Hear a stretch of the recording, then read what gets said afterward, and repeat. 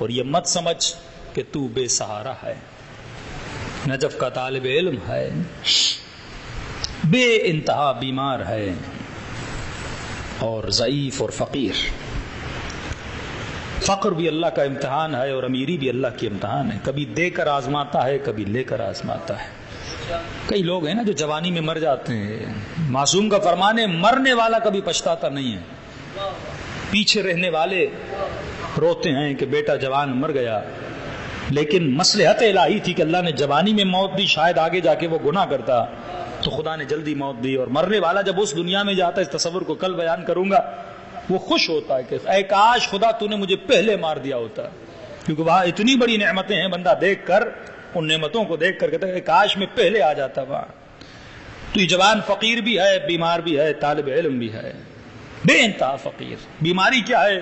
سینے میں کھانسی ہے، اتنا کھانستا تھا کہ منہ سے خون نکل آتا تھا، سالوں گزر گئے لیکن اس کی کھانسی ختم نہیں ہوئی۔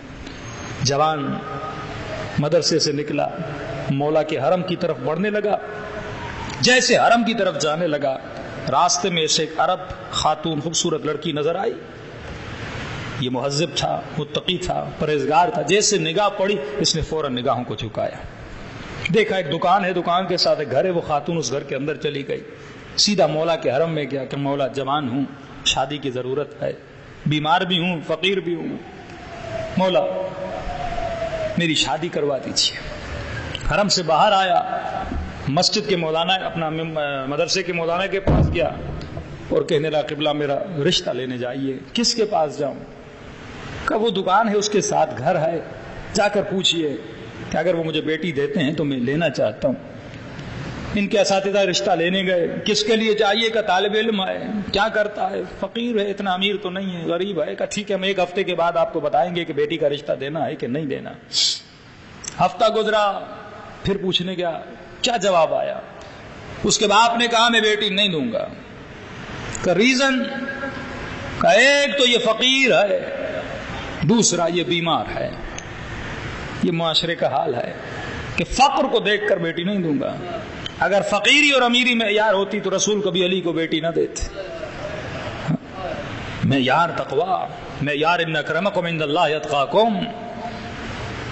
جیسے اس نے سنا بندہ فقیر اور فقیری کا دکھ بھی، بیمار بیماری کا دکھ بھی، اوپر سے اور تکلیف آگے، اب مجھے کوئی بیٹی بھی نہیں دے رہا، بہت دکھی ہوا اور مولا کے حرم گیا اور کونٹ کونٹ کے رونے لگا، مولا بیمار بھی ہوں، شفا نہیں دیتے، فقیر ہوں، امیر نہیں بناتے، شادی کرنا چاہتا ہوں، کوئی بیٹی دینے کے لیے تیار نہیں ہے۔ بہت رویا، کبھی صحن میں بیٹھا تھا، ایک بندہ آیا دور سے، مجھے دیکھا، کہ جوان کیوں رو رہے ہو؟ کہ فقیر بھی ہوں، بیمار بھی ہوں اور کوئی مجھے رشتہ بھی نہیں دیتا۔ اس نے کہا گھبراتے کیوں؟ گھبرائیں وہ جن کے پاس ان کا مولا نہ ہو، جو لاوارث ہو وہ گھبرائیں۔ جب تجھے یقین ہے تیرا امام ہے، یقین پہ تو مجلسیں ہونی چاہیے، یقین ہے کیا؟ ہاں یقین نہیں، ہمارا ایمان ہے، یقین ابھی تک نہیں ہے۔ کہ جب یقین ہے کہ تیرا مولا ہے، کہ کیا کروں؟ کہ جوان، کہ تجھے نہیں پتا؟ استغاثہ کر۔ کیسے استغاثہ کروں؟ کہ مسجد کوفہ جا، 40 شب بدھ نماز استغاثہ امام زمانہ پڑھ۔ مولا کا فرمان ہے میں اپنی زیارت کراتا ہوں، مشکلات اور مسائل کو حل کرتا ہوں، لیکن سوال یہ ہے کہ بندہ در پہ آئے نا، فقیر بن کے آئے، یقین سے دروازہ کھٹکھٹائے کہ کوئی اس گھر کے اندر ہے جو میرے اوپر دروازہ کھولے گا۔ ہم جب دعا بھی کرتے ہیں تو ڈبل مائنڈڈ، دعا کر لوں ہوگی نہیں ہوگی، اس نیت سے دعا کرو گے کبھی قبول نہیں ہوگی، لیکن نیت یہ ہوگی اس سے مانگ رہا ہوں جو کرنا چاہے، کن فیکون کہنے کی ضرورت ہے، وہ مجھے عطا کر سکتا ہے۔ کہتا میں مسجد کوفہ چلا گیا، 40 شب بدھ مسجد کوفہ گیا۔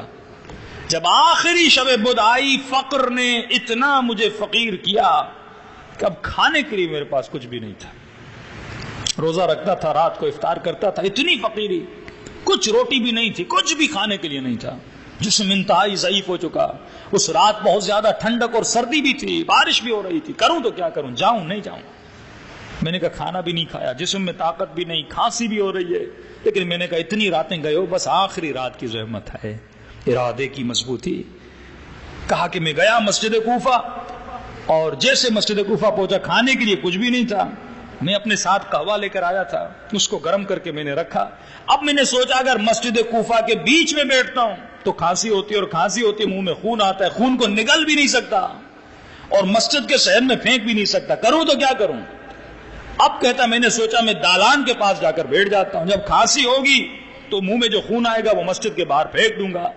کہ اتنے میں نے قہوے کو رکھا، قہوہ گرم ہوا، میں نے دور سے دیکھا ایک خوبصورت حسین سید آ رہا ہے. اب عربوں کے رواج ہے جب کوئی ملنے آتا ہے اسے تعارف کیا جاتا ہے، کھانے کے سفرے پر اسے دعوت دو، چائے پی رہے ہو اسے دعوت دو. اب میں نے کہا اور کچھ بھی نہیں ہے، ایک کپ چائے کا ہے. تو میں نے کہا کوئی بات نہیں، مہمان ہے، حبیب خدا ہے. کہ وہ جیسے آگے بڑھے مجھے کہا کہ شیخ حسین پریشان نظر آ رہے ہو. کہہ رہا اس نے مجھے میرے نام سے پکارا. میں نے کہا سید بیٹھ جائیے، قہوہ پی لیجئے.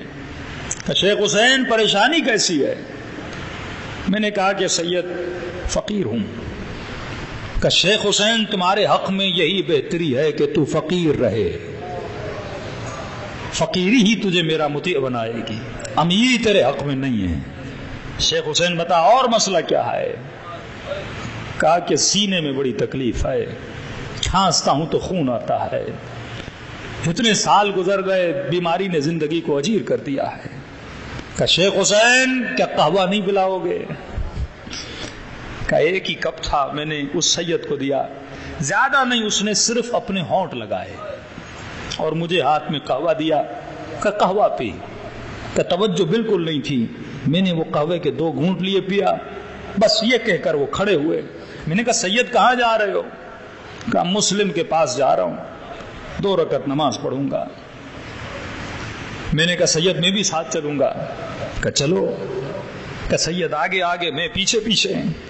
ایک مسجد کے بیچ میں وہ سید رک گئے. میں نے کہا سید رک کیوں گے؟ کہا یہ مقام ابراہیم ہے، 2 رکعت نماز تحیت مسجد پڑھنا چاہتا ہوں. میں نے کہا پڑھیے. کہا انہوں نے اللہ اکبر کیا، نماز شروع کی. میں نے کہا میں بھی پڑھتا ہوں. تو پہلے انہوں نے شروع کی، میں نے تھوڑی بات میں شروع کی. اب جیسے میں نے نماز پڑھی، اب میں حالت قیام میں تھا، وہ رکوع میں چلے گئے کیونکہ مجھ سے پہلے شروع کی تھی. میں سوچنے لگا شیخ حسین یہ ہے کون جسے تیرے نام کا پتہ ہے، ہاں، جس نے سب کچھ علم ہے، تجھ سے پوچھ بھی لیا. کہ اچانک ذہن میں خیال ہے شیخ حسین یہ وہی تو نہیں جس کا انتظار 40 ہفتوں سے کر رہے ہو، یہ وہی تو نہیں جس کی دیدار اور زیارت کے لیے تڑپتے رہے ہو 40 ہفتے.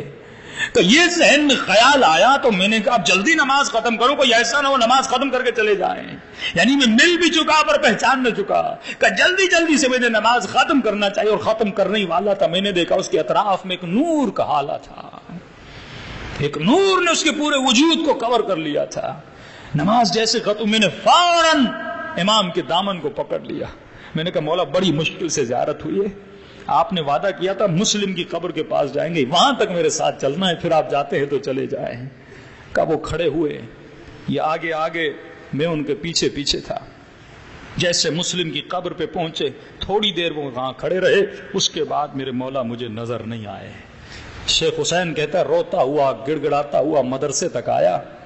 کرے میں نے مولا کو دیکھا بھی تھا لیکن اپنے مولا کو پہچانا نہیں تھا، زیارت ہوئی بھی لیکن میں نے امام کو پہچانا نہیں، قیمت ہاتھ میں آئی لیکن بہت جلدی میرے ہاتھ سے چلی گئی. تو کہتا ہے دوسرا دن ہوا، میں مولا علی کے حرم کی زیارت کے لیے گیا اور جیسے چلنے لگا تو میں نے دیکھا شیخ حسین تیری کھانسی کہاں گئی؟ کہ کھانسنا ختم ہو گیا، سینے کو شفا مل گئی. پھر میں نے کہا اسی قہوے کا اثر تھا جس کو زہرا کے لال نے اپنے لبوں سے مس کیا تھا. اتنے میں مولا کی زیارت کی روتا ہوا مدرسے میں واپس آیا. صبح کا وقت تھا، دروازے پہ دستک ہوئی، دروازہ کھولا، اسی لڑکی کا باپ تھا جس نے مجھے جواب دیا تھا. اندر آیا، شیخ حسین طبیعت کیسی ہے؟ میں نے کہا قبلہ صحیح ہے. کہ سینے کی تکلیف کیسی ہے؟ کہ میرے آقا نے مجھے شفا دے دی، میں ٹھیک ہو چکا ہوں. کہا کہ آپ کیوں آئے ہیں، کوئی وجہ؟ کہ اپنی بیٹی کا رشتہ لے کر آیا. شیخ حسین تجھے اپنی بیٹی دینا چاہتا ہوں. کہ پہلے نہیں دے رہے تھے اب کیوں دے رہے ہو؟ کہ شیخ حسین میری شکایت امام زمانہ سے نہ کیا کر، ہاں؟ میں نے تمہارا کیا بگاڑا ہے کہ میری شکایت مولا سے کرتا ہے؟ تو امام رضا کا فرمان ہے، اے مومن متمسک رہو اہل بیت کی ولایت سے، چھوٹے سے چھوٹا مسئلہ بھی آئے اپنے امام سے باتیں کیا کرو تاکہ تجھے اس امام کے وجود کا احساس ہو. جب تو اس کے وجود کا احساس کرے گا پھر اس امام کے وجود کا فیض تمہاری زندگیوں میں آئے گا. امام امام ہوتا ہے چاہے ہاتھوں میں رسیاں ہی کیوں نہ ہو. امام امام ہوتا ہے چاہے سر کا امامہ جلا ہی کیوں نہ ہو. جب ایک شکاری ہرن کو لے کر جا رہا تھا، خرابے میں امام سجاد بیٹھے تھے. شکاری کہتا ہے کہ ہرن خود کو چھڑا کے سیدھا زندان کے اندر دوڑی دوڑی چلی گئی. میں دوڑا دوڑا ہرن کے پیچھے گیا. میں نے دیکھا یہ ہرن ایک قیدی ہے، پاؤں اور ہاتھوں میں زنجیریں بندھی ہوئی ہیں. اس کے کان میں جا کر فصیح عربی میں کلام کرتی ہے اور کہتی ہے السلام علیک ایھا الامام الغریب، میرا سلام ہو غریب امام پر. کہتے ہیں مجھے نہیں پتا اس نے اس کے کانوں میں کیا کہا، اور کہنے کے بعد اس قیدی نے مجھ سے کہا کہ اگر ہو سکے اس ہرن کو تھوڑی دیر کے لیے چھوڑ دو. میں نے کہا قیدی کیوں؟ کہ اس لیے اس کے بچے جو ہیں تازہ پیدا ہوئے ہیں، اس کو کسی ایسی جگہ پہ رکھ کے آئے اس کے بچوں کو خطرہ نہ ہو. اس نے کہا نہیں، قیدی میں ہرن کو یزید کے لیے لایا، اسے دوں گا وہ مجھے انعام دے گا. امام نے فرمایا میں یزید سے زیادہ تجھے انعام دوں گا، تو اس ہرن کو آزاد کر دے. کہ ایک مرتبہ اس قیدی کو سر سے لے کر پاؤں تک دیکھنے لگا، جس کے ہاتھوں میں رسیاں، پاؤں میں بیڑیاں، لباس جلا ہوا. کہ قیدی تو مجھے کیا دے سکتا ہے؟ امام نے کہا ذرا آگے آیا. کہ جھولی کو پھیلایا، خاک زندان کو اٹھایا اور اس کی جھولی میں پھینک دیا. جیسے پھینک دیا وہ خاک نہ رہی، ہیرے اور جواہر میں بدل گئی. یہ فوراً کہتا ہے قیدی کون ہو جو ہرن بھی بات کر رہی ہے، جو خاک کو ہیروں اور جواہر میں بدل سکتے ہو؟ کہا میرے ظاہر کو نہ دیکھ، میں علی ابن الحسین ہوں. امام امام ہوتا ہے کسی بھی حال میں ہو. تو جب غیروں کو مولا عطا کر سکتے ہیں تو اپنوں کو کتنا عطا کریں گے. کہ گنہگار آ جا حسین کی مجلس میں، اور یہ مجلسیں ہیں ہی تم کو حر بنانے کے لیے. قیامت کے دن ہر آنکھ روئے گی، دو آنکھیں کبھی نہیں روئیں گی. ایک وہ آنکھ جو حسین پہ روتی ہے، دوسری وہ آنکھ جو اپنے گناہوں پہ روتی ہے. سلام کرے اپنے آقا حسین کو. السلام علی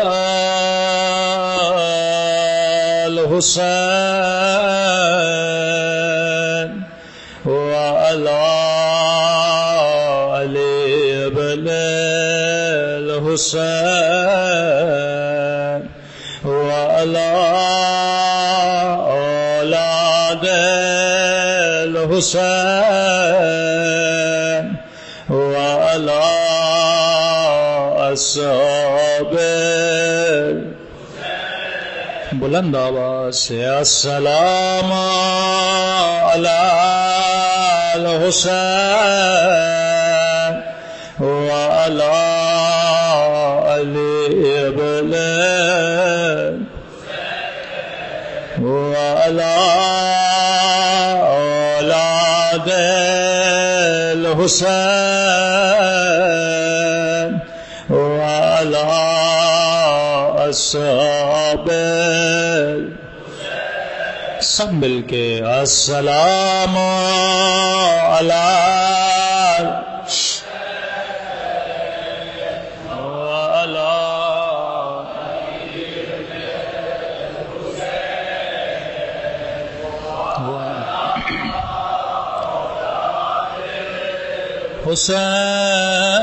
حسین وعلی اصحاب. میرا سلام ہو سکینہ کی عدیم میرا سلام ہو سکینہ کے زخمی کانوں پہ، میرا سلام ہو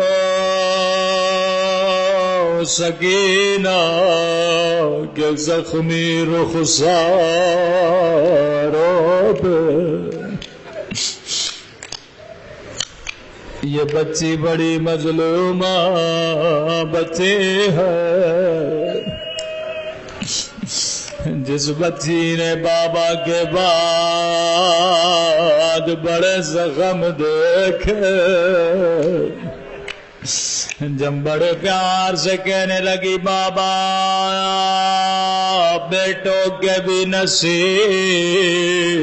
ہوتے ہیں، بابا بتاؤ سکینہ کا نصیب کیا ہے؟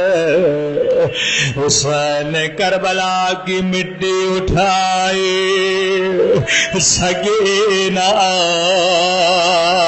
کے سر پہ ڈالی، کہا سکینہ تیرے نصیبوں میں یتیمی، تیرے نصیبوں میں شمر کے دماد، تیرے نصیبوں میں شام کا زندہ، لیکن سکینہ اماں کو تنگ نہیں کرنا، کبھی میرے سینے کا سوال نہیں کرنا۔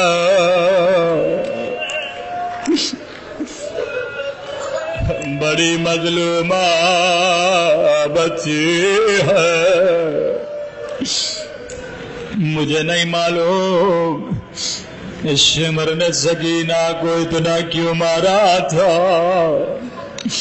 پورے سفر میں کبھی سید سجاد کے ہاتھوں کو چومتی ہے، جب سجاد چلتے تھے تو پاؤں میں زخم ہو جاتے تھے، کبھی زخموں کو صاف کرتی تھی۔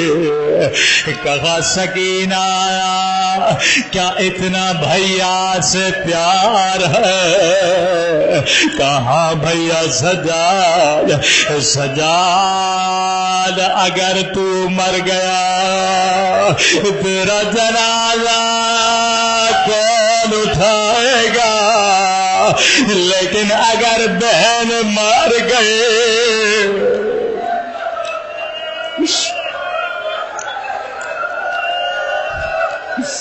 میں قربان ننھی سے سکینہ پہ۔ روایت کے جملے بڑے سخت ہیں۔ راوی کہتا ہے 11 محرم کا دن آیا، اللہ اس شمر کو تباہ کرے جس نے زینب کو بڑا رلایا، سجاد کو بڑا رلایا۔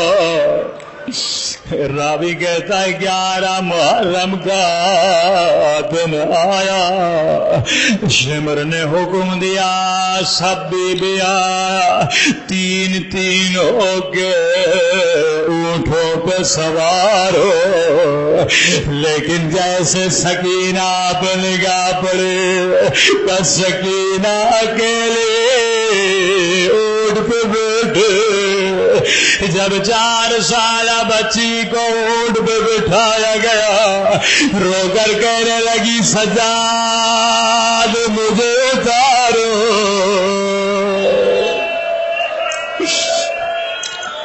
اب روایت کے جملے بڑے سخت ہیں۔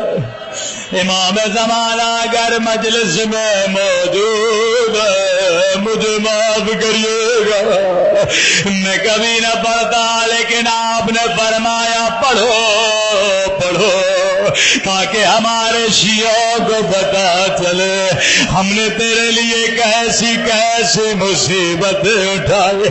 کہ جب بچی نے رونا شروع کیا شمر نے حکم دیا بچی کو رسیوں سے باندھا جائے.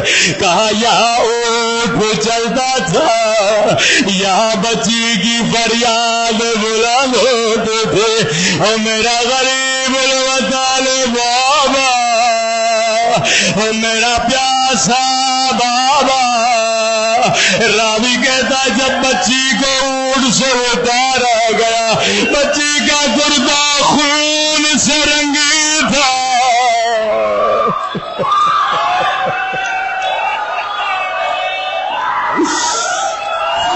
بچی کا کرتا خون سے رنگی تھا.